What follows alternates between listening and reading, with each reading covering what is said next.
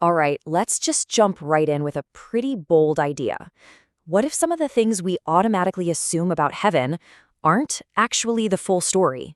For starters, the source material we're looking at today suggests that heaven is not tolerant. Yeah, you heard that right. And what's more, it's not inclusive of everything. It's not a place where every single attitude or mindset is welcome. Okay, so wait, if it's not this tolerant, all-inclusive space in the way we usually think about it, then what in the world is it? Well, the way our source material puts it is this: heaven has a contagion policy. And this isn't about being harsh or exclusive for the sake of it. It's about preservation. It's about protecting a perfect, life-giving environment from something that could destroy it.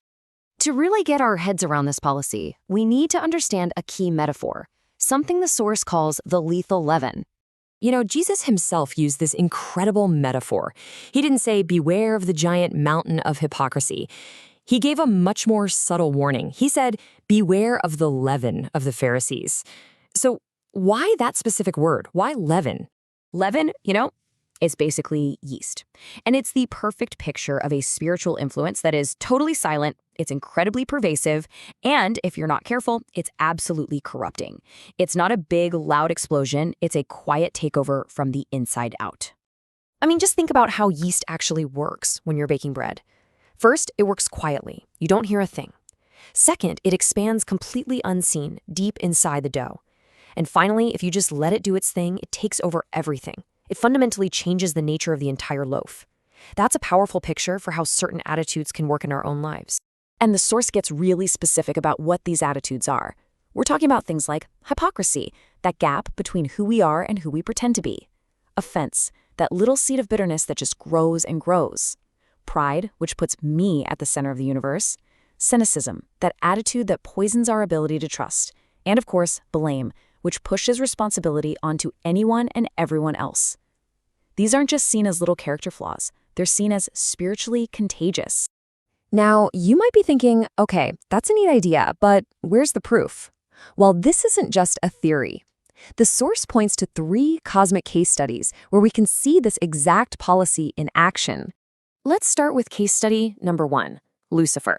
The infection didn't kick off with some grand, open rebellion. Nope, it started with a single thought, just a quiet, prideful whisper in his own heart. I will ascend. I will be like the Most High. And this is absolutely crucial. The source emphasizes that God dealt with the infection at the thought stage long before it ever became an action. Why? Because that thought was the leaven, and one toxic idea left to spread would have eventually contaminated the entire culture of heaven. Okay, case study number 2, Adam in the Garden of Eden. After everything went wrong, God asks him a simple question, and what's his first response? It's blame. The woman you gave me. It's not just an excuse, it's the same leaven of pride and accusation, showing how the mind defaults to this way of thinking once it's disconnected from its source. And that brings us to our third and maybe most shocking case study, Jesus' own disciples.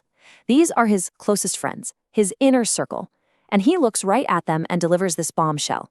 Unless you turn and become like little children, you will not enter the kingdom. He's applying the exact same contagion policy to them.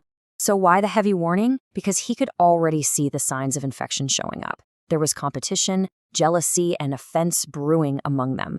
They were literally arguing about which one of them was the greatest. Jesus saw that leaven of pride working its way into the group, and he knew he had to stop it in its tracks. So you gotta ask, why is this policy so absolute?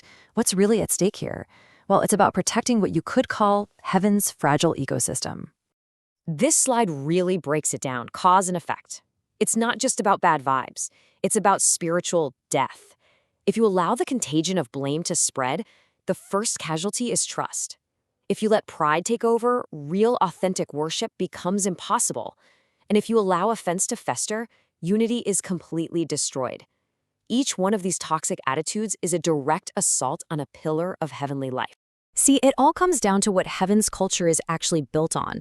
The very air it breathes, so to speak, is made of total honesty, profound humility, and a pure, childlike trust. Anything that stands against those values isn't just a small problem, it's a lethal threat to the entire ecosystem. So, what does this all mean for us right now, today? Well, the source doesn't leave us there. It frames this whole idea as an invitation to heal. And this really gets to the heart of it. There's a common version of the gospel that says, come as you are and stay that way. It sort of suggests God just accepts our dysfunction, but the true gospel, according to this source, is a much deeper, more powerful invitation. Come home and be healed. It's a call to transformation, not just acceptance. And that really boils down to one simple but pretty challenging question for all of us. If heaven is your destination, what is your preparation? Are you actively cultivating the culture of heaven, that humility, that trust, that honesty in your own heart right now? It's a reminder that we have to be vigilant. We have to guard our hearts against these toxic attitudes. Because as we've seen, a little leaven, it never ever stays little.